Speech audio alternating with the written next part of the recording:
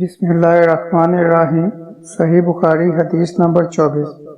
عبداللہ بن عمر رضی اللہ عنہ سے کہ ایک دفعہ رسول کریم صلی اللہ علیہ وسلم ایک انصاری شخص کے پاس سے گزرے، اس حال میں کہ وہ اپنے ایک بھائی سے کہہ رہے تھے کہ تم اتنی شرم کیوں کرتے ہو؟ آپ صلی اللہ علیہ وسلم نے اس انصاری سے فرمایا کہ اس کو اس کے حال پر رہنے دو، کیونکہ حیا بھی ایمان ہی کا ایک حصہ ہے۔